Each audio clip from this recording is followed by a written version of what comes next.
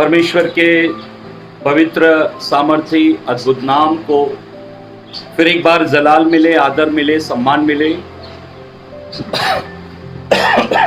प्रभु ने एक और बार प्रभु की खिदमत करने के लिए मुझे मौका दिया, इसके लिए परमेश्वर का धन्यवाद हो। और प्रभु के अभिषिक्त दास पास्टर सलीम खान ने शालोम फेलोशिप चर्च के लिए संदेश देने के लिए मुझे निमंत्रित किया, इसके लिए उनको भी मैं दिल से धन्यवाद देता हूँ। Shalom fellowship church Ludhiana, Punjab और तमाम सुनने वालों को जय मसीह की, प्रेज द लॉर्ड। परमेश्वर की उपस्थिति में फिर एक बार आने के लिए परमेश्वर का धन्यवाद हो।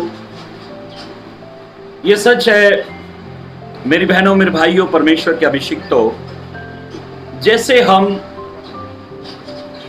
गुलाब के फूलों की तरफ जाते हैं तो खुशबू मांगने की जरूरत नहीं पड़ती, वो खुद ब खुद खुशबू उसके करीब जाने से मिल जाती है। बर्फीले स्थान में जाने से ठंडक मांगने की जरूरत नहीं पड़ती, क्योंकि जैसे ही ठंडे स्थान में हम जाते हैं वो ठंड का अनुभव हमें हो जाता है। जहां आग है वहां गर्माहट मांगने की जरूरत नहीं पड़ती, क्योंकि आग के करीब जाने से ही गरम का अनुभव हमें महसूस होता है। इसी प्रकार से जब हम परमेश्वर के निकट आते हैं, परमेश्वर के जब हम करीब आते हैं, परमेश्वर के पास जब हम आते हैं, तो फिर हमें परमेश्वर से कुछ मांगने की जरूरत नहीं, वो सब कुछ परमेश्वर हमें यूं ही दे देता है। यीशु ने कहा, हे सब परिश्रम करने वालों, बोझ से हुए लोगों, मेरे पास आओ, मैं तुम्हें विश्राम दूंगा। प्रभु के पास आते ही हमें सब चीजें मिल जाती है। प्रभु की उपस्थिति में सब चीजों का अनुभव है। आदम हवा ने अपने लिए कुछ नहीं मांगा। आदम हवा के पास में सब कुछ था जो उनके लिए आवश्यक था। हमारे लिए जो आवश्यक होता है, जो जरूरी होता है, वो हमें प्रभु देता है। आइए इस समय हम परमेश्वर के कलाम और उसके वचन की ओर जाएंगे और पढ़ेंगे पहला कुरिन्थियों अध्याय 11 और उसका पहला पद। पहला कुरिन्थियों अध्याय 11 और उसका पहला पद। मेरे से चाल चलो। हाँ, ऐसे लिखा है, प्रेरित पौलुस कुरिन्थियों की कलीसिया को कहता है कि तुम मेरी सी चाल चलो जैसा मैं मसीह की चाल चलता हूँ। अब पौलुस कहता है तुम मेरी जैसी चाल चलो जैसे मैं मसीह की चाल चल रहा हूं। पवित्र बहनों, पवित्र भाइयों, परमेश्वर के अभिषिक्तों, कलाम में अभी हमने पढ़ा, प्रभु का वचन ये कहता है तुम मेरी सी चाल चलो। पौलुस कुरिन्थियों की कलीसिया को कुछ सिखा रहा है, और सिखाते समय वो ये कह रहा है कि कैसा चाल चलन होना चाहिए, तुम्हारा चाल चलन कैसा होना चाहिए। तो वो कह रहा है कि मेरे चाल चलन को देखो, मेरे जीवन को देखो, मेरे मसीह जीवन को देखो, मेरे स्वभाव को देखो। ये सच है प्रत्येक गुरु को, प्रत्येक शिक्षक को, ये सच है प्रत्येक शिक्षक को अपने स्टूडेंट को सिखाते समय, अपने शागिर्दों को सिखाते समय उनके सामने एक एग्जाम्पल, एक उदाहरण करके अपना जीवन रखना पड़ता है। पौलुस जो है, जब कुरिन्थियों की कलीसिया के चाल चलन को सुधारना चाहता है, जब पौलुस कुरिन्थियों की कलीसिया के चाल चलन को सुधारना चाहता है, तो वो ये कहता है कि तुम मुझे देखो, मेरी चाल को देखो, मेरे स्वभाव को देखो, मेरी बोली भाषा को देखो।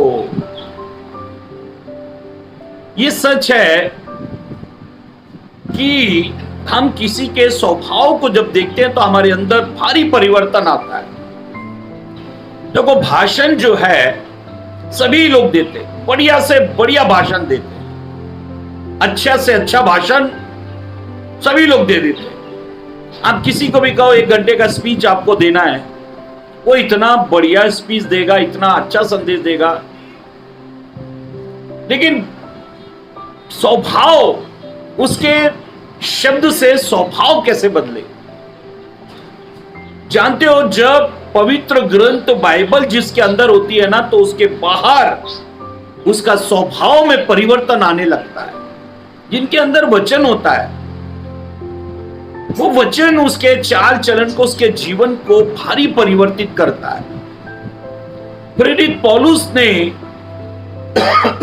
कुरिन्थियों की कलीसिया के सुधार के लिए, पौलुस ने कुरिन्थियों की कलीसिया के सुधार के लिए अपना जीवन उनके सामने रख दिया, और पौलुस ने साफ और स्पष्ट रीति से कहा कि तुम मेरी सी चाल चलो। प्रभु में पौलुस मसीह की चाल चल रहा था। वो कहता है तुम मेरी सी चाल चलो, क्योंकि मैं मसीह की चाल चल रहा हूं। पौलुस भी किसी को देखकर चल रहा था, और इसलिए वो कोई और नहीं, वो मसीह यीशु था।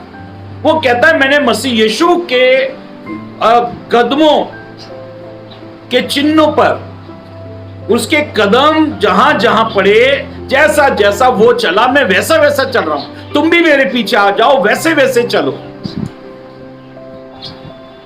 पवित्र ग्रंथ बाइबल में परमेश्वर के कलाम में पढ़ेंगे इफिसियों की पत्री अध्याय 5, इफिसियों की पत्री अध्याय 5 और उसका पहला पद पढ़ ले।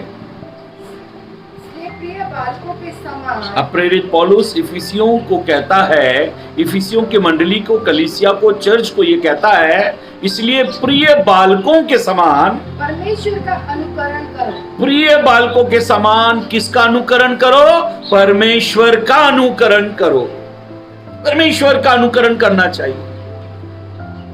परमेश्वर का अनुकरण पौलुस कर रहा था।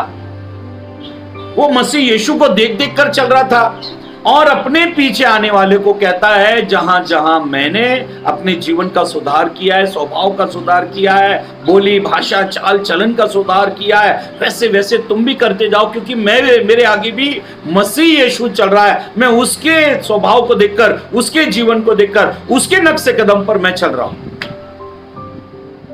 अपने परिवार को अगर हम सुधारना चाहते हैं, हे पतियों, तुम अगर अपनी पत्नी के अंदर कुछ परिवर्तन चाहते हो, हे पत्नियों, अगर तुम अपने पति के अंदर कुछ परिवर्तन चाहते हो, तो केवल शब्दों से नहीं, लेकिन स्वभाव से।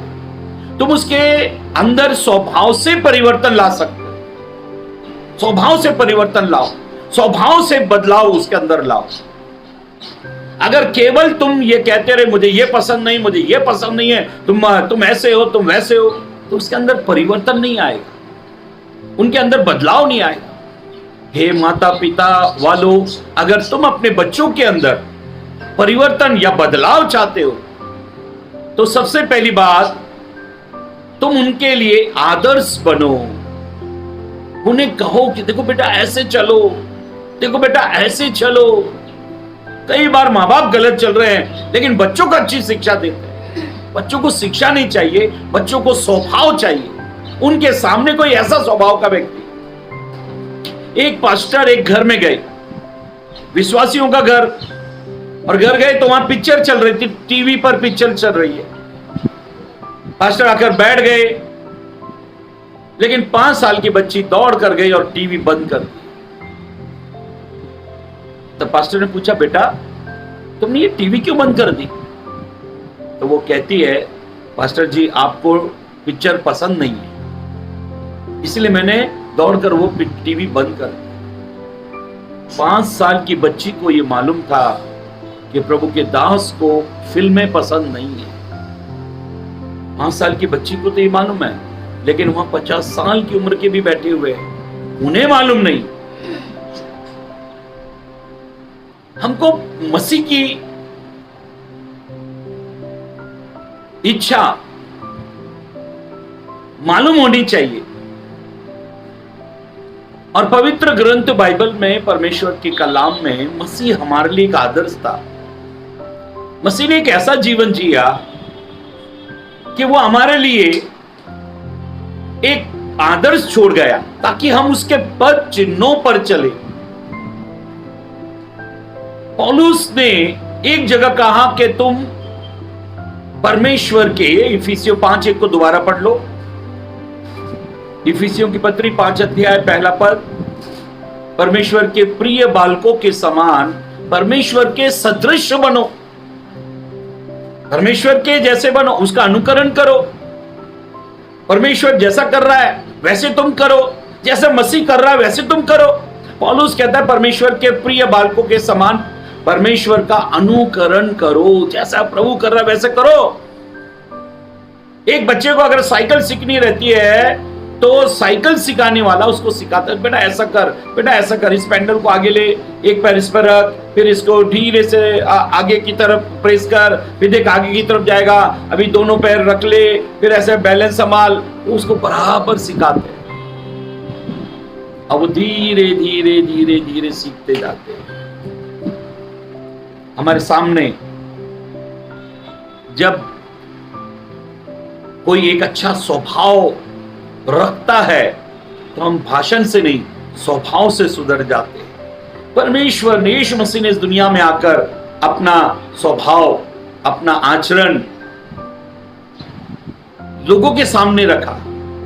जानते हो प्रभु यीशु मसीह ने कहा कोई एक गाल पर मारे तो दूसरा भी उसके सामने फेर दो। ये क्यों कहा? ताकि मसीह यीशु के चेले इस बात को समझ जाए कि यीशु क्या चाहता है। और यीशु की कथनी और करनी में फर्क नहीं था, दोनों समान थे।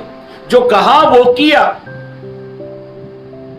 क्रूस पर यीशु ने, जब लोगों ने यीशु के मुंह पर थूका, जब उसके सर पर कांटे का ताज लगाया, जब उसके हाथ पैरों में कीले ठोके, जब कोड़ों की मार उसके बदन पर पड़ी, जब लात घूसे लोगों ने उसे मारे और यीशु को क्रूस पर चढ़ा दिया, तब जानते हो यीशु मसीह ने क्रूस पर क्या शब्द कहा? ऐ बाप इन्हें माफ कर, क्योंकि ये नहीं जानते कि ये क्या करते हैं। इनको माफ कर दे पिता, पिता इन्हें क्षमा कर। यीशु ने जो कहा,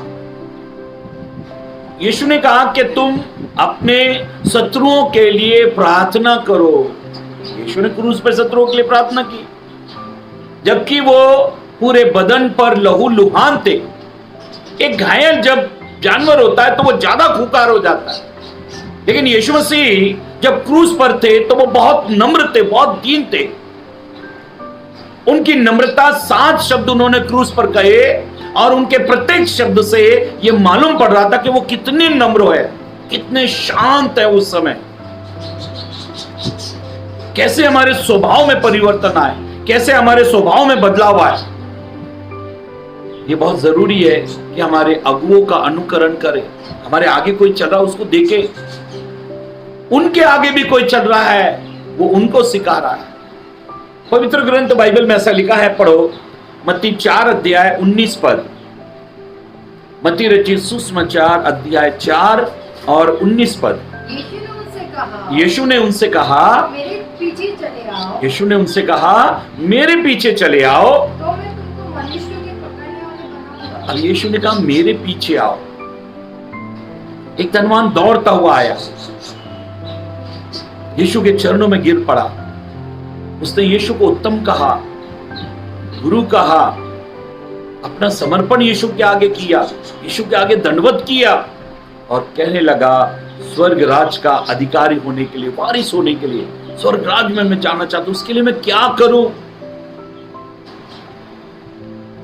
यीशु ने उसको कहा तू व्यवस्था को जानता है?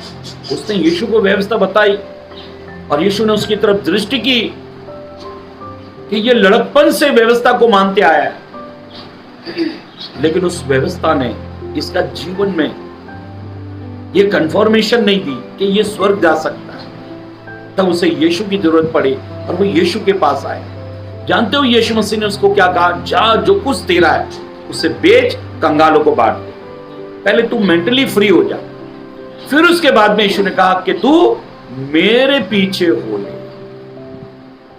जानते हो ये बात सुनकर वो उदास हो गया और शोक करता हुआ वो लौट गया। पवित्र बहनों, पवित्र भाइयों, प्रभु के अभिषिक्त दासों, यीशु ने जब उसको कहा तुम मेरे पीछे हो ले, तुम मेरे जैसा बन। यीशु ने सिखाया आकाश के पक्षी को देखो, वे ना बोते हैं, ना काटते हैं, ना खत्तों में जमा करते हैं, फिर भी मेरा पिता उन्हें रोज खिलाता है। उसको कहा तुम मेरे पीछे हो ले, तुझे रोज खाना पीना मिले। बेकार के धन दौलत रुपये पैसे को इसने दिल दिमाग में बिठा कर रखा था और इसके धन ने इसे स्वर्ग जाने नहीं दिया। परमेश्वर के लोगों, यीशु मसीह ने कहा मेरे पीछे हो ले, इसका मतलब मेरा जीवन देख। जब हम कहते हैं ना मेरे पीछे आ, जब आप किसी से रास्ता पूछते हो, आप कार से जा रहे हो, किसी कार वाले से आपने पूछा कि भाई ये फलाना फलाना एड्रेस कहां कैसे जाना है, वो कहेगा मैं उसी तरफ जा रहा हूं, आप मेरे पीछे आ जाओ। तब जहां वो टर्न मारेगा हमें वहां टर्न मारना पड़ेगा। अगर वो सीधा जा रहा है तो हमें सीधा जाना पड़ेगा, अगर वो यू टर्न लेता है तो हमें यू टर्न लेना पड़ेगा, अगर वो लेफ्ट जाता है तो लेफ्ट जाना पड़ेगा, अगर वो राइट जाता है तो राइट जाना पड़ेगा, क्योंकि वो वहीं जा रहा है जहां हम जाना चाहते हैं। मेरी बहनों, मेरे भाइयों, परमेश्वर के अभिषिक्तों, प्रेरित पौलुस ने अपना चाल चलन कुरिन्थियों की कलीसिया के आगे रखा। जितने भी, अगर आप में से कोई सुसमाचार प्रचारक मुझे सुन रहा है तो मैं उससे कहना चाहता हूं, आप बाइबल को तो जरूर उनके सामने रखो, वचन को जरूर उनके सामने रखो, लेकिन अपने स्वभाव, अपने चाल चलन को भी उनके सामने रखो और उनको कहो कि देखो मैं भी तो कर रहा हूं, देखो मैंने भी त्याग किया है, देखो मैंने भी बपतिस्मा लिया है, देखो मैंने भी विश्वास किया है, देखो मैंने भी सताओं का सामना किया है। अपना जीवन जरूर उसके सामने रखो। पौलुस ने कुरिन्थियों की कलीसिया के सामने अपना स्वभाव, अपना जीवन सामने रख दिया। पवित्र ग्रंथ बाइबल में, परमेश्वर के कलाम में हमने पढ़ा, पौलुस अपना जीवन उनके सामने रख रहा है। लगातार एक व्यक्ति सिगरेट पिया करता था और हर व्यक्ति उसे आकर यह सिखाता था कि क्यों सिगरेट नहीं पीना चाहिए। बार बार कोई पास्टर आ रहा है, कोई विश्वासी आ रहा है, कोई आ रहा है, क्यों सिगरेट नहीं पीना चाहिए ये सिखा रहे। तब वो जोर से चिल्लाकर कहता है क्यों सिगरेट नहीं पीऊं ये मत सिखाओ, लेकिन सिगरेट कैसे छोड़ूं ये मुझे बताओ। क्यों और कैसे, ये दो वर्ड, ये दो शब्द बड़ी भिन्नता को दर्शाते हैं। क्यों छोड़ना है ये तो बहुत बढ़िया बात है, लेकिन उससे भी बढ़िया बात कैसे छोड़ना है। अगर आपको किसी को खाना बनाना सिखाना है तो कैसे बनाना है, क्यों खाना बनाना है ये नहीं सिखाना है, लेकिन कैसे खाना बनाना है। पवित्र बहनों, पवित्र भाइयों, कैसे हम पाप को छोड़ सकते हैं ये बताना, कैसे छोड़ सकते हैं फिर उनको बताना चाहिए। देखो मैंने छोड़ा है, मेरे जीवन में देखो मैंने ऐसे किया। जब आप अपना जीवन, अपना स्वभाव, अपनी गवाही को उसके सामने रखते हैं, पौलुस ने अपना जीवन, अपनी गवाही को उनके सामने रखा। पहले कहा मेरा जीवन देखो, फिर वो कहता है अब परमेश्वर का जीवन देखो, उसका अनुकरण करो, क्योंकि मैं भी उसका अनुकरण कर रहा हूं, मैं भी उसके जैसे चल रहा हूं। पौलुस ने कहा ये मत सोचो कि मैं प्राप्त कर चुका हूं या मैं पकड़ चुका हूं, लेकिन मैं अभी दौड़ रहा हूं। मेरी बहनों, मेरे भाइयों, परमेश्वर के अभिषिक्तों, हर संडे जब आप कलीसिया को कोई शिक्षा देते हैं, चर्च को कोई टीचिंग देते हैं, तो प्रभु से 1 मिनट प्रार्थना करके पूछ लेना चाहिए, प्रभु क्या ये संदेश, क्या ये टीचिंग मैं कलीसिया में दे सकता हूं? क्या जो प्रभु मैं सिखा रहा हूं मैं भी वो सीख चुका हूं? एक घटना मुझे याद आती है। एक पास्टर के पास एक बहन, लंबी कतार लगाने के बाद में जब उसका नंबर आया प्रार्थना के लिए, तब पास्टर ने हाँ बोलो, बोला ये मेरी बेटी के लिए प्रार्थना करो, ये मेरी बेटी जो है ये मीठा बहुत खाती है, इसका मीठा खाना छूट जाए, आप इसके लिए दुआ करो, मुझे डर लगता है, बोला कोई बीमारी ना लगे, इतना मीठा खाती है, बोला आप इसके लिए दुआ करो। पास्टर ने कहा इसे अगले संडे लाना, मैं इसके लिए दुआ करूं, और उस बहन को कतार से हटा दिया। ये बहन बड़ी निराश हुई, इतनी लंबी लाइन लगाई, और पास्टर साहब ने कहा अगले संडे लाना, मैं इसके लिए अगले संडे प्रार्थना करूंगा। ये बहन बड़ी निराश हो गई और अपने घर को लौट गई। कोई बात नहीं, अगले संडे ये फिर अपनी बेटी को लेके आई, चर्च शुरू हुआ। 3 घंटे बाद चर्च खत्म हुआ। पास्टर ने कहा जो लोग प्रार्थना कराना चाहते हैं वो सामने आ जाए। फिर लंबी लाइन लगी और ये बहन फिर उस लाइन में खड़ी हो गई। 1 आध घंटे के बाद में इसका नंबर आया और वही बात इसने दोहराई, पास्टर साहब मेरी बेटी बहुत मीठा खाती है, आप इसके लिए दुआ करो ताकि ये मीठा छोड़ दे। पास्टर ने तुरंत उसके सर पे हाथ रखा और प्रार्थना की, बोला आज से ये मीठा नहीं खाएगी, मैंने इसके लिए दुआ की। ये बहन पास्टर से कहने लगी पास्टर साहब एक सवाल पूछूं? पास्टर ने कहा पूछो। बोला पिछले संडे आपने ये दुआ क्यों नहीं की? जब चंद शब्दों की दुआ आज जैसे की वैसे आपने पिछले संडे क्यों नहीं कर दी? तो ये पास्टर क्या कहते हैं, बहन अगर मैं पिछले संडे दुआ करता तो वो दुआ कबूल नहीं होती, वो दुआ सुनी नहीं जाती। पास्टर ने कहा क्यों, वो दुआ क्यों नहीं सुनी जाती? ये बहन ने कहा क्यों नहीं सुनी जाती वो दुआ? तब पास्टर ने कहा बहन वो दुआ इसलिए नहीं सुनी जाती क्योंकि मैं भी बहुत मीठा पसंद करता हूं। 1 सप्ताह मैंने दुआ की प्रभु मैं मीठा नहीं खाऊंगा, और जब मीठा मैंने छोड़ दिया तब मैं हकदार हुआ कि मैं इस बच्ची के लिए दुआ करूं और दुआ कबूल होगी। मेरी बहनों मेरे भाइयों, परमेश्वर के अभिषेक तो पवित्र ग्रंथ बाइबल में परमेश्वर के कलाम में अभी हमने पढ़ा। यीशु ने कहा मेरे पीछे हो ले। हम कब किसी को कहते, अगर आपके पास शांति नहीं है तो आप किसी को शांति नहीं दे सकते। अगर आपके पास धन नहीं है तो आप किसी को धन नहीं दे सकते। अगर आपके पास खुशी आनंद तसल्ली नहीं है तो आप किसी को दे नहीं सकते। जो आपके पास है वही आप दूसरों को बांटोगे। और पवित्र ग्रंथ बाइबल में परमेश्वर के कलाम में हम पढ़ रहे हैं, पौलुस कहता है तुम मेरी सी चाल चलो क्योंकि मैं मसीह की चाल चलूं। पौलुस आमंत्रित करता है कुरिन्थियों की कलीसिया को, आओ मेरे पीछे पीछे आओ क्योंकि मैं भी किसी के पीछे चल रहा हूं, और मैं जिसके पीछे चल रहा हूं वो मसीह यीशु है। पवित्र ग्रंथ बाइबल में ऐसा लिखा है, मत्ती रचित सुसमाचार 23 अध्याय 3 पद पढ़ ले। इसलिए वे तुमसे जो कुछ कहें, पौलुस ने प्रभु यीशु ने मत्ती रचित सुसमाचार 23 अध्याय में जो शास्त्री और फरीसी जो शिक्षा देते, जो धर्म के गुरु थे, जो शिक्षा देते थे, यीशु ने अपने शागिर्दों से कहा जो वो तुमसे कहते हैं वो करना, वो जो कहते हैं वो करना और उनको मानना, परंतु उनके से काम मत करना, परंतु उनके से काम मत करना, क्योंकि वे कहते तो हैं पर करते नहीं हैं। यीशु ने कहा जो वो कह रहे हैं उनको तुम करो, उनको उनका हिसाब देना है, तुम्हें तुम्हारा हिसाब देना है। अगर कोई शराबी आदमी है, अगर आपसे कह रहा है कि बहन वहां उस घर में आग, उस रास्ते पर आग लगी हुई है, आप उधर मत जाओ, आप ये नहीं कह सकते कि तू शराबी है, तेरी मैं नहीं सुनूंगी। कभी कभी किसी के जीवन का हिसाब उसको देना है। शास्त्री और फरीसी, यीशु ने कहा जो वो तुमसे कहते हैं उनको मानो और करो, लेकिन उनके से काम मत करना,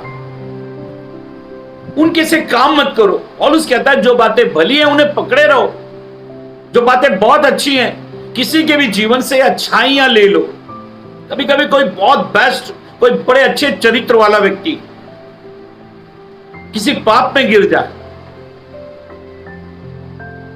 तो हमें उसके पाप से लेना देना नहीं, उसकी पवित्रता, उसने कैसा पवित्र जीवन जिया था, कुछ बातें उससे सीख लेनी चाहिए।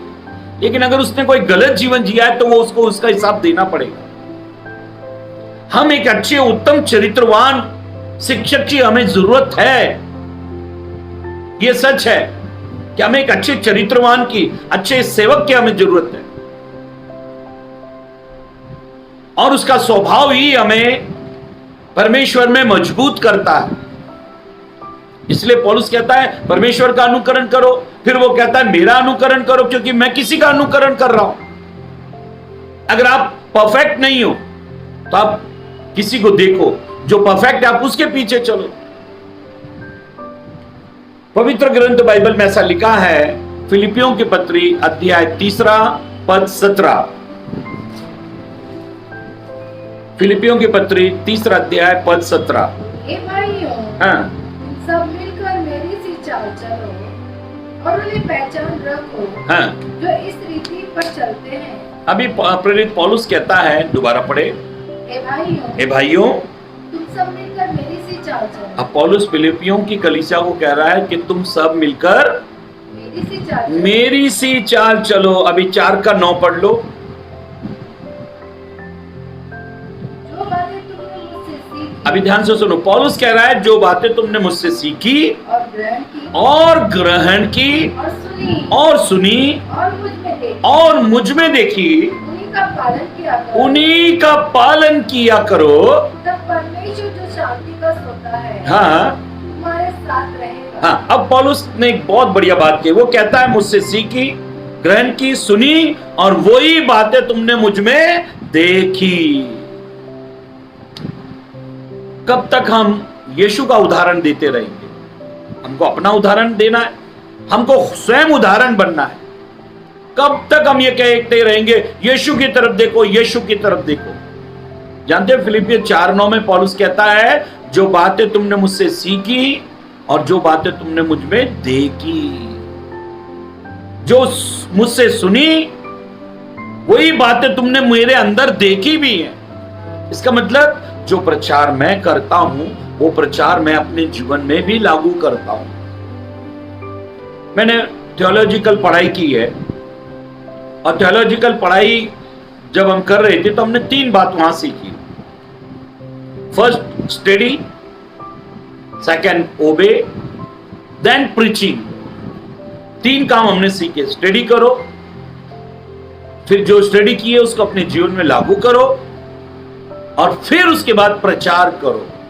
स्टडी, ओबे, देन प्रीचिंग। पहले अध्ययन करो, फिर अपने जीवन में लागू करो, और उसके बाद में वो प्रचार करो। लेकिन आज सब उल्टा हो रहा है।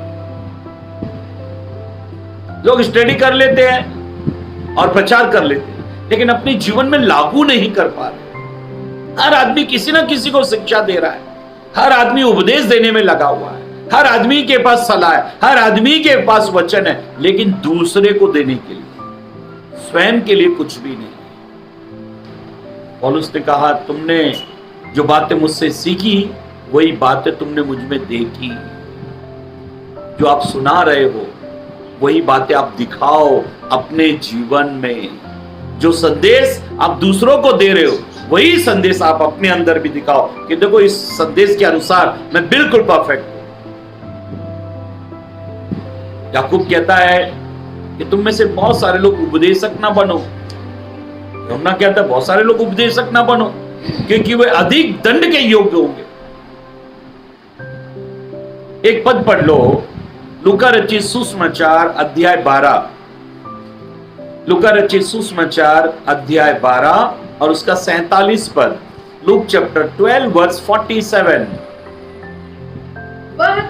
वो दास जो अपने स्वामी की इच्छा जानता था, वो दास जो अपने स्वामी की इच्छा जानता था। मसीह लोगों, आप प्रभु यीशु की इच्छा जानते हो? प्रभु आपसे क्या चाहता है आप अच्छी तरह जानते हो। वो दास जो अपने स्वामी की इच्छा जानता था और तैयार ना रहा, वचन के अनुसार नहीं चला, ना तो तैयार रहा, हाँ, और ना उसकी इच्छा के अनुसार चला, और ना इच्छा के अनुसार चला, बहुत मार खाएगा। कितनी मार खाएगा? बहुत मार खाएगा। इच्छा मालूम थी लेकिन चला नहीं, हुक्म मालूम था, वचन मालूम था, लेकिन चला नहीं, वो बहुत मार खाएगा। हाँ, आगे। परंतु परंतु जो नहीं जानकर, जिसको व्यवस्था नहीं मालूम, वचन नहीं मालूम, बाइबल नहीं मालूम, हाँ, मार खाने के योग्य काम करे, जिसको पवित्र ग्रंथ बाइबल नहीं मालूम, लेकिन काम कैसा करता है? मार खाने के काम करता, मतलब कोई गुनाह करता, कोई अपराध करता है, हाँ, वह थोड़ी मार खाएगा। हाँ, ऐसे लिखा, वो थोड़ी मार खाएगा। हम अक्सर लोगों को बताओ, मसीह हैं, तुम लोग मसीह नहीं हो, तुम नरक जाओगे। बाइबल कहती है जो जान पूछकर पाप करता है उसके लिए फिर कोई बलिदान चढ़ाना बाकी नहीं रहा।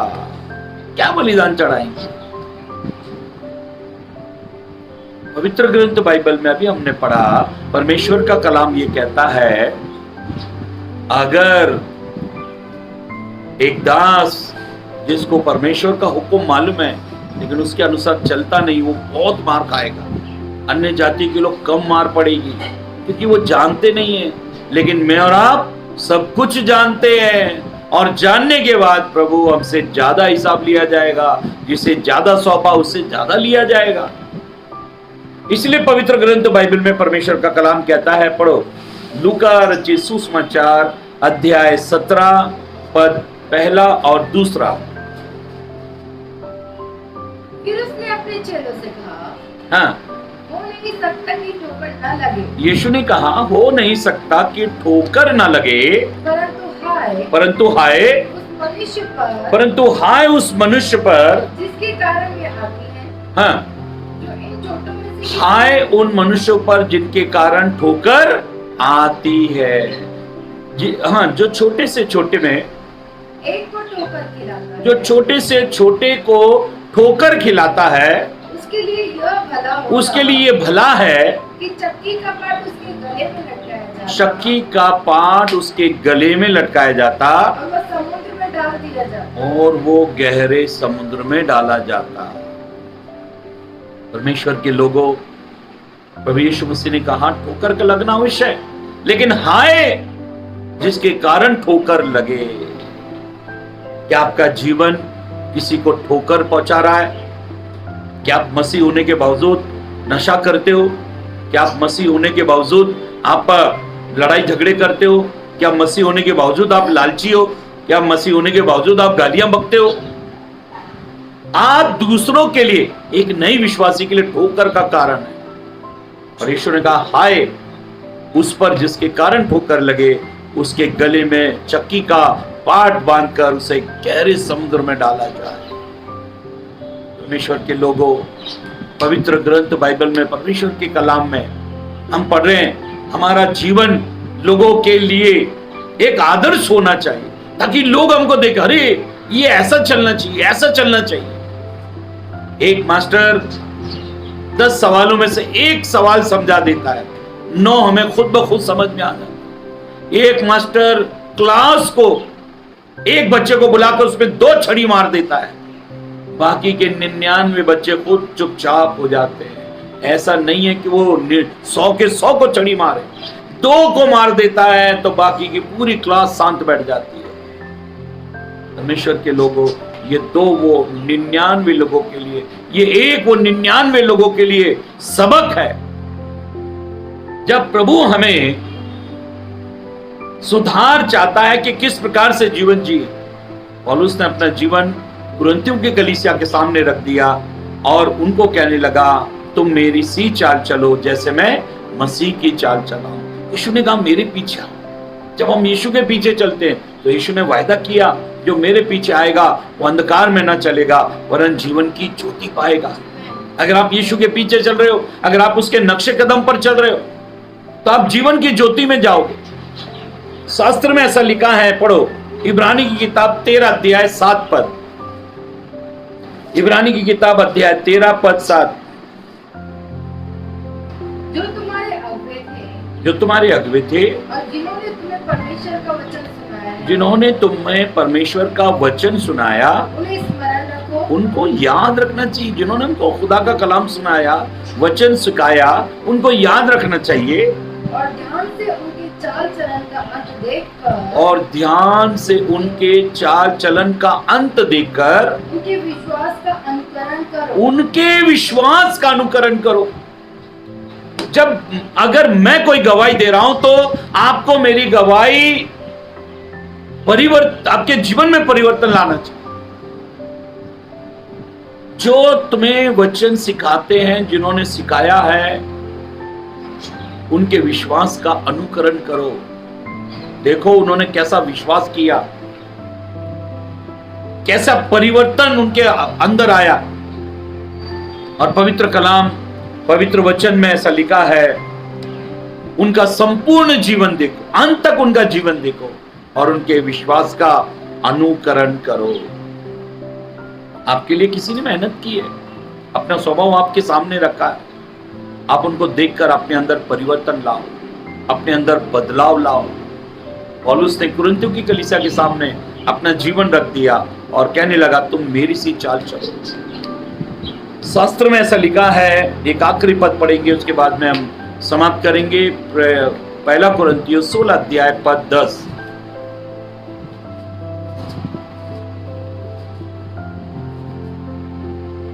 यदि तीमुथियुस आ जाए, पौलुस कुरिन्थियों की कलीसिया को कहता है कि अगर तीमुथियुस जवान लड़का है तुम्हारे पास अगर आ जाए तो देखना कि वो तुम्हारे यहाँ निडर रहे, तुम्हारे यहाँ वो बेफिक्र और निडर रहे, क्योंकि वो मेरे समान प्रभु का काम करता है। Praise the Lord. पौलुस कहता है कि तीमुथियुस तुम्हारे बीच में जब आए तो वो निडर रहे, क्योंकि वो जो काम करता है वो मेरे समान करता है। एक पेड़ की पहचान उसका फल है। आप चाहते हो आपके बच्चे फलवंत बने, आशीषित बने, अनुग्रह में परमेश्वर की कृपा में बढ़े, इसलिए परमेश्वर का कलाम, परमेश्वर का वचन हमें सिखा रहा है। पौलुस ने अपना जीवन कलीसिया के सामने रखा, यीशु ने संसार के सामने अपना जीवन रखा। अब हमें प्रभु के जीवन को देखकर, अपने अगुओं के जीवन को देखकर अपने जीवन में भारी परिवर्तन और बदलाव लाना है कि देखो ये हमारे आदर्श है, देखो ये हमें परमेश्वर का वचन सुनाते हैं, जो बातें ये सुनाते हैं वो बातें हम इनके अंदर देखते भी हैं। अगर मेरी बहनों मेरे भाइयों, आप अपने बच्चों में, अपने परिवार में, लोगों के अंदर सुधार चाहते हो तो जो आप सिखा रहे हो वही चीज आपके अंदर दिखाई देनी पड़ेगी। अगर वो चीज आपके अंदर दिखाई दे रही है तो परिवर्तन, बदलाव तुरंत चुटकियों में होंगे और आपके घराने में एक बेदारी आएगी, जागृति आएगी। प्रभु आपको आशीर्वादित करे। आइए हम दुआ करें। ऐ जमीन और आसमान के मालिक परमेश्वर पिता, आपका धन्यवाद करते हैं, स्तुति, प्रशंसा और महिमा करते हैं। आपने इस सभा को ब्लेस किया, आशीर्वादित किया, इसके लिए धन्यवाद। आपका अनुग्रह इस सभा पर बना रहे प्रभु। तेरा अभिषेक दास पास्टर सलीम खान, उनकी पत्नी, तीनों बेटों को प्रभु, कलीसिया के एक एक जवान को, एक एक बुजुर्ग को, एक एक परिवार को, एक एक कुटुंब को प्रभु, और सुनने वाले तमाम लोगों को प्रभु मैं आपके हाथ में देता हूं प्रभु। पूरे पंजाब को आप ब्लेस करें, आशीष करें और आपका अनुग्रह हर एक पर बना रहे। अगर कोई निर्बल, दुर्लभ, कमजोर, बीमार है तो अपने दृश्य हाथ को बढ़ा ले, छू ले, स्पर्श करे और सारी निर्बलता, दुर्बलता, कमजोरी, बीमारी यीशु के नाम में दूर हो जाए। आपने चंगाई दी, धन्यवाद। प्रार्थना यीशु के नाम से मांगते, आमीन। सबको प्रेज़ द लॉर्ड, जय मसीह की। प्रभु आपको बहुत बहुत बहुत आशीष